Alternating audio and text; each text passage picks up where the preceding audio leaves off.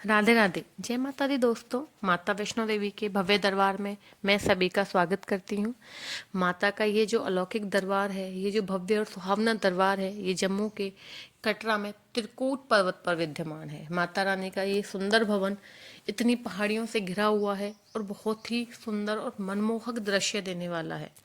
कहते हैं जब माता का बुलावा आता है तो सभी भक्त दौड़े चले जाते हैं, और जब तक माता का बुलावा नहीं आता कोई भी भक्त वहां तक नहीं पहुंच पाता। और जो भी भक्त माता के बुलावे पे दौड़े जाते हैं, माता रानी उनका बहुत बहुत स्वागत करती है और उनकी सभी मनोकामनाएं पूर्ण करती हैं। तो इसी बात पे सभी माता रानी के नाम पे एक जोर का जयकारा लगाइए और कमेंट बॉक्स में जय माता दी जरूर लिखिए। आज मैं आपको मंदिर के बारे में, दर्शन के बारे में, आपको वहाँ क्या क्या लेके जाना है, कैसे पहुँचना है, कहाँ रुकना है, इन सब के बारे में बात बताऊंगी। लेकिन इससे पहले मैं आपको एक बात बता दूं कि आज मैं अर्धकुमारी की गुफा को लेके एक विशेष बात बताने वाली हूँ, जो शायद बहुत से भक्तों को नहीं पता है। जैसा कि आपको पता है, अर्धकुमारी में दर्शन में 24 से 36 घंटे लग जाते हैं, लेकिन अगर आपको तुरंत दर्शन करने हैं तो मैं उसका भी उपाय बताऊंगी। इसके लिए आपको पूरी वीडियो देखनी पड़ेगी, क्योंकि वो चीज़ लास्ट में ही आएगी, तो वो लास्ट में ही आपको पता चलेगी। इसके साथ में आज मंदिर में आपको कहाँ रुकना है, क्या खाना है, खाने पीने की जो भी व्यवस्था है, हेलीकॉप्टर आदि का चार्ज एंड RFID के बारे में, सबके बारे में सारी जानकारी दूंगी। तो चलिए चलते हैं। सबसे पहले बात करते हैं भवन तक पहुंचना कैसे है। तो इसके लिए आपको रेलवे स्टेशन आना पड़ेगा, जम्मू रेलवे स्टेशन। इसका नज़दीकी रेलवे स्टेशन कटरा है और एक जम्मू है। जम्मू में सभी जगह से ट्रेन आती है, कटरा में कुछ विशेष ट्रेनें ही आती हैं। यदि आप जम्मू आते हैं तो जम्मू स्टेशन के बाहर आपको बस स्टैंड और टैक्सी स्टैंड मिल जाएगा। जम्मू से कटरा की दूरी लगभग 52 किलोमीटर है। आपको जब बस, जो भी बस लेनी है, साधारण बस 80 रुपये की है, नॉन स्टॉप 100 रुपये, सेमी डिलक्स 120 और डिलक्स बस 150। अगर आप प्राइवेट टैक्सी लेंगे तो प्राइवेट टैक्सी की कीमत रहेगी 1500 से 2000। याद रखिए वक्तों, ये जो मैं रेट बताती हूँ ये सामान्य दिनों की बताती हूँ, पीक टाइम पे रेट आगे पीछे हो जाते हैं। बात करें कटरा रेलवे स्टेशन की तो यहाँ पे भी ट्रेन जाती हैं, लेकिन कुछ ही विशेष ट्रेन जाती हैं। यदि आप कटरा स्टेशन पहुँचते हैं तो यहाँ पे नज़दीक में रुकने की व्यवस्था है फव्वारा चौक के पास। आप फव्वारा चौक पहुँचिए। फव्वारा चौक के पास में ही मार्केट है, यहाँ काफ़ी सारे होटल्स हैं, यहीं से टैक्सी स्टैंड वगैरह लगा हुआ है। आपको यहाँ पे खाने पीने की और रहने की अच्छी सुविधा मिल जाएगी। बात करें होटल्स की तो यहाँ रूम चार्ज 600 रुपये से स्टार्ट होगा। 600 रुपये से लेकर के आपको 10,000 तक के रूम मिलेंगे। अगर आप साधारण रूम की बात कर रहे हो तो 600 रुपये में मिल जाएगा AC, डिलक्स और बहुत सारे लग्जरी जो रूम है वो आपको 10,000 तक मिल जाएंगे। और अगर नॉर्मल रूम की बात करें तो 2,500 में आपको एक अच्छा रूम मिल जाएगा। चलिए बात करते हैं यहाँ के एक गवर्नमेंट मीन्स जो ट्रस्ट के द्वारा बनाया गया होटल है, वो है निहारिका। आप यहाँ भी रुक सकते हैं। यहाँ आपको डोरमेट्री मिलेगी 150 में और रूम मिलेगा 2200 रुपये में। तो आप यहाँ डॉर्मेट्री या रूम ले सकते हैं, लेकिन ये आपको पहले से ऑनलाइन बुक कराना पड़ेगा, यहाँ ऑफलाइन नहीं मिलता। तो याद रखिए, आप यहाँ ऑनलाइन बुक करा के आएंगे तो आपके लिए अच्छा रहेगा। अब बात करते हैं RFID कार्ड की। तो RFID कार्ड आप जम्मू स्टेशन के पास बनवा सकते हैं, कटरा स्टेशन के पास बनवा सकते हैं, कटरा बस स्टैंड के पास भी बनता है, फव्वारा चौक के पास बनता है, निहारिका कॉम्प्लेक्स में भी बनता है और चेक पोस्ट पे भी बनता है। मैं आपको बता दूं, इस रजिस्ट्रेशन के लिए आपको ऑनलाइन भी सुविधा है और ऑफलाइन भी। ऑनलाइन भी अगर आप सुविधा यूज करें तो आपको यहाँ आके कार्ड लेना पड़ेगा, और ऑफलाइन बनवाएंगे तो यहाँ से बन जाएगा। इसके लिए आपको अपना आधार कार्ड लाना बहुत बहुत ज़रूरी है। चलिए अब बात करते हैं यात्रा की और पहुँचते हैं हेमकोटी मार्ग पर। मैं आपको बता दूं, अब जो पैदल यात्री हैं वो 2 रोड से जाते हैं। एक तो पुराना मार्ग है बाणगंगा मार्ग, और एक नया है ताराकोट मार्ग। तो सबसे पहले हम बात करेंगे बाणगंगा मार्ग की। बाणगंगा मार्ग से ही आपको पौनी, जो खच्चर हैं, पिट्टू वगैरह की व्यवस्था वहीं से मिलेगी। यदि आप घोड़े से, खच्चर से जाना चाहते हैं तो यहाँ पे इसकी रेट लिस्ट लगी हुई है।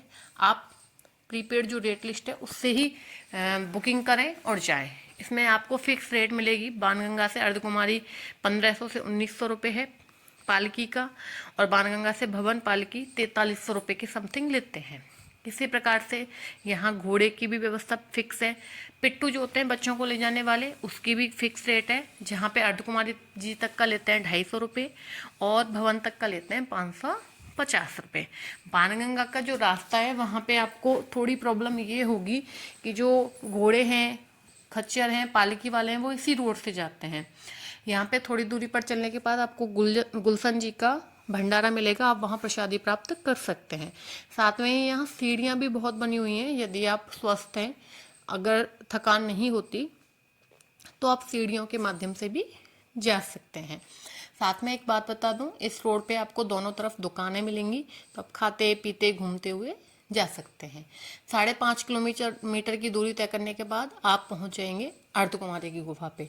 अब मैं आपको वो बात बता दूं जिसका आप वेट कर रहे हो, कि किस प्रकार से जो दर्शन हमें 12 घंटे और 24 घंटे में होते हैं, वो दर्शन आप सिर्फ और सिर्फ 1 घंटे में कर सकते हैं। जी हाँ, वो रास्ता इस तरीके से है कि आपको ऑनलाइन आरती की टिकट बुक करानी पड़ेगी। अर्धकुमारी जी की आरती होती है और उस आरती में जो भी भक्त शामिल होते हैं उन्हें पहले दर्शन होने का मौका मिलता है। उस टाइम बाहर के दर्शन बंद होते हैं, तो इस प्रकार से मात्र 1 घंटे में आपके दर्शन हो जाएंगे। तो आप ऑनलाइन पहले से आरती की टिकट बुक कर लें। चलिए अब बात करते हैं यात्रा की। तो जो हिमकोटी वाला मार्ग है वो अर्धकुमारी से स्टार्ट होता है और यहीं पे जो ताराकोट वाला नया मार्ग है वो मिलता है। अब बात करते हैं हम ताराकोट मार्ग की। जो ताराकोट का मार्ग है वो बहुत ज़्यादा सही है पैदल यात्रा के लिए। एक तो उसमें चढ़ाई कम है, हालांकि उसका डिस्टेंस बढ़ गया है लगभग 3 किलोमीटर, लेकिन उसमें चढ़ाई कम है। रास्ता काफ़ी चौड़ा बना हुआ है, थोड़ा समतल है, वहाँ कोई दुकानें, खच्चर, गाड़ी कुछ भी नहीं चलता है, आप इजीली जा सकते हैं। रास्ते में शौचालय की, खाने पीने की काफ़ी अच्छी अच्छी सुविधाएं बनी हुई हैं, लेकिन यहाँ दुकानें नहीं हैं, तो इसलिए थोड़ा अपना खाने पीने का थोड़ा बैलेंस करके चलें। 1-2 लंगर हैं मंदिर के, वो आपको मिल जाएंगे। लगभग 3 किलोमीटर की दूरी पे एक लंगर पड़ता है, वो मिलेगा। एक पार्क भी है जहाँ पे आप फोटो वगैरह करा सकते हैं। ताराकोट मार्ग में एक चीज़ विशेष है कि यहाँ पे ज़्यादा भीड़ नहीं रहती, खच्चर वगैरह की ऐसी कोई भीड़ नहीं है, पैदल यात्री ही चलते हैं और सभी बड़ा मनोहर दर्शन देखने को मिलता है यहाँ से आपको। तो आप भी जयकारा लगाते हुए आगे बढ़िए, और ये रास्ता वापस हिमकोटी पे ही मिल जाता है। तो अब चलते हैं भवन की तरफ। आप सब भी जयकारा लगाते हुए आगे बढ़िए। ये जो मार्ग है, आपको इस मार्ग पर जो अर्धकुमारी से भवन तक का मार्ग है, यहाँ पर आपको ट्रस्ट के बहुत सारी भोजन की व्यवस्थाएं मिलेंगी। जगह जगह पर यहाँ पे ट्रस्ट के फूड पॉइंट बने हुए हैं जो काफ़ी उचित रेट पर खाना वगैरह अवेलेबल कराते हैं।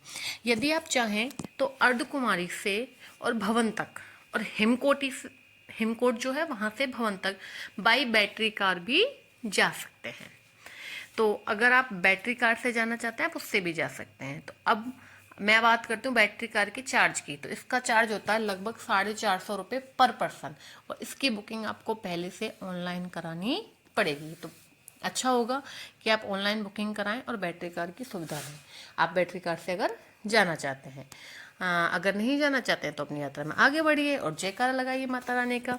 और प्लीज़ कमेंट बॉक्स में भी खूब सारे जयकारे लगाइए जय माता दी के, जिससे कि हमें भी पता चले कि कितने लोग हमारी वीडियो देख रहे हैं, पसंद कर रहे हैं। चलिए दोस्तों आगे की बात करते हैं। यदि आप भवन पे शाम को पहुँचते हैं और भवन के आसपास रुकना चाहते हैं तो भवन के आसपास काफ़ी धर्मशालाएँ बनी हुई हैं, तो आप भवन के आसपास भी रुक सकते हैं। जैसे कालिका धर्मशाला, एक श्रीधर धर्मशाला, एक पार्वती भवन है, यहाँ पे डोरमेट्री है, आप ऑनलाइन बुक कर सकते हैं। ये पहले से बुकिंग करनी पड़ेगी, लेकिन यदि आप डोरमेट्री नहीं बुक कर पाए हैं तो यहाँ पे 100 रुपये पर कंबल मिलता है, जिसका चार्ज होता है 100 रुपये, और जब आप कंबल लौटाओगे तो वो 100 रुपये भी आपको वापस मिल जाएंगे। इन्हीं भवनों में नहाने की व्यवस्था है, स्नान गृह बने हुए हैं जो बिल्कुल फ्री हैं। तो आप अच्छे से नहाइए, अपने जो भी है कीजिए और लॉकर रूम में अपना सामान रखिए, क्योंकि मंदिर में कुछ भी ले जाना अलाउ नहीं है। आप मंदिर में मोबाइल, पर्स, कोई भी इलेक्ट्रिक आइटम नहीं ले जाते। तो लॉकर रूम्स यहाँ फ्री बने हुए हैं, सब कुछ सुविधा ये फ्री है। तो आप यहाँ पे अपना सामान रखिए और फिर बढ़ते हैं हम वापस अपने यात्रा की तरफ। सामान रखने के बाद हम वापस मंदिर के दर्शन के लिए जाते हैं। तो सबसे पहले पड़ेगी पुरानी गुफा, जो माता रानी की पहली गुफा है, पुरानी गुफा है, पहले वह पड़ती है। फिर मुख्य मंदिर पड़ता है, जहाँ पे माता रानी बहुत ही शोभायमान है और पिंडी रूप में हमें दर्शन देती है। हम सौभाग्यशाली हैं कि हमें माता रानी के सुंदर रूप के दर्शन हुए हैं। और भक्तों में आपसे भी निवेदन करती हूँ, आप सब भी जब भी माता रानी आपको बुलाए तो बहुत ही मनोहर माता रानी के दर्शन करके आएँ। मंदिर 24 घंटे खुला रहता है, लेकिन मंदिर में सुबह और शाम आरती होती है, अटका आरती। इसके लिए शामिल अगर आपको होना है अटका आरती में, तो उसके लिए आपको पहले से मंदिर के ट्रस्ट में से और वेबसाइट से टिकट बुक करनी पड़ेगी। तो अटका आरती सुबह 6 से 8 और शाम को 5:30 से 7 या कभी 6 से 8, समय चेंज होता है थोड़ा, तो उस हिसाब से आरती होती है। और उस समय जो नॉर्मल दर्शन है वो बंद हो जाते हैं। तो इसके बाद हम बात करते हैं भैरव बाबा के दर्शन के लिए। तो भैरव बाबा के दर्शन के लिए जब आप जाते हैं तो आप पैदल भी जा सकते हैं, सीढ़ियाँ बनी हुई हैं। आप भवन से भैरव बाबा बाय घोड़े से भी जा सकते हैं, ये लगभग 3 किलोमीटर की दूरी पे पड़ता है। और घोड़े वाले 250 रुपये चार्ज लेते हैं। यदि आप घोड़े से जाते हैं तो 250 रुपये चार्ज लगते हैं। अगर आप रोपवे से जाते हैं तो 100 रुपये पर पर्सन चार्ज लगता है दोनों साइड का। तो आप जैसे भी हो, आपकी इच्छा है, आप उस तरीके से जाते हैं। चलिए अब बात करते हैं भैरव बाबा पे दर्शन की। जब आप भैरव बाबा पे दर्शन के लिए जाएंगे तो एक बात बता दूं, वहाँ पे बहुत लंगूर और बंदर मिलते हैं, तो उस चीज़ का ध्यान रखिए। वो ना सामान को छीन के ले जाते हैं, कई बार चश्मा छीन लेते हैं, टोपी भी छीन लेते हैं। और काले मुंह के काफ़ी बड़े बड़े बंदर रहते हैं, तो उनसे थोड़ा सावधान रहिए। भैरव बाबा के दर्शन के बाद मैं आपको एक बात बता दूं कि यहाँ का जो दृश्य है वो बहुत ज़्यादा अच्छा है। तो आप यहाँ मंदिर के दर्शन करने के बाद यहाँ के सुहावने दृश्यों का आनंद लीजिए। मंदिर की छवि याद रखने के लिए, अपनी जो भी यादें हैं वो बनाने के लिए आप यहाँ पे फ़ोटो वगैरह खिंचा सकते हैं। यहाँ पे पॉइंट्स बने हुए हैं जहाँ से मंदिर के बहुत अच्छे, भवन के बहुत अच्छे दर्शन हो रहे हैं। यहीं से आप फ़ोटो वगैरह खिंचाइए। और इसके साथ ही वैसे तो वैष्णो माता की यात्रा संपूर्ण हो जाती है, लेकिन यहाँ पे एक विशेष मंदिर है। मंदिर से 100 सीढ़ियाँ, जो माता का मंदिर से 100 सीढ़ियाँ उतर के एक शिव जी का मंदिर पड़ता है, वो भी काफ़ी भव्य है। आप चाहें तो उसके भी दर्शन कर सकते हैं और वापस कटरा आ जाइए। कटरा आने के बाद कटरा के आसपास कुछ विशेष मंदिर और जगह बनी हुई हैं जहाँ पर आप चाहें तो घूमने जा सकते हैं। अब हम बात कर रहे हैं हेलीकॉप्टर की। तो अगर आप हेलीकॉप्टर से यात्रा करना चाहते हैं तो आपको इसकी बुकिंग पहले से ही करनी पड़ेगी, जो कि आपको कटरा हेलीपैड से और सांझी की छत, जो भैरव बाबा के आसपास पड़ती है, सांझी की छत, वहाँ पे छोड़ेगी। मैंने ये यात्रा नहीं की है, बस इसकी यात्रा की जानकारी ली थी आप लोगों के लिए। हेलीकॉप्टर का एक साइड का प्राइस पड़ता है लगभग 2200 रुपये और दोनों साइड का पड़ता है लगभग 4200 रुपये। तो अगर आपको हेलीकॉप्टर से ये यात्रा करनी है तो आपको पहले से बुकिंग करनी है। और ये आपको सांझी की छत पे छोड़ेगी, जहाँ से भवन की दूरी लगभग 1 किलोमीटर पड़ेगी। और वो दूरी आप चाहें तो घोड़े से, आप चाहें तो पैदल तय कर सकते हैं। मैंने आपको जो भी जानकारी दी, आई विश आपको अच्छी लगी होगी। एंड प्लीज़ मेरी वीडियो को अगर आपको अच्छी लगी तो लाइक कीजिएगा, शेयर कीजिएगा, इस चैनल को सब्सक्राइब कर दीजिएगा। एंड मैंने जो भी आपको जानकारी दी है वो आप आगे तक पहुंचाइए, तो इसलिए प्लीज़ वीडियो को ज़्यादा से ज़्यादा शेयर कीजिए। Thank you so much. And जय माता दी।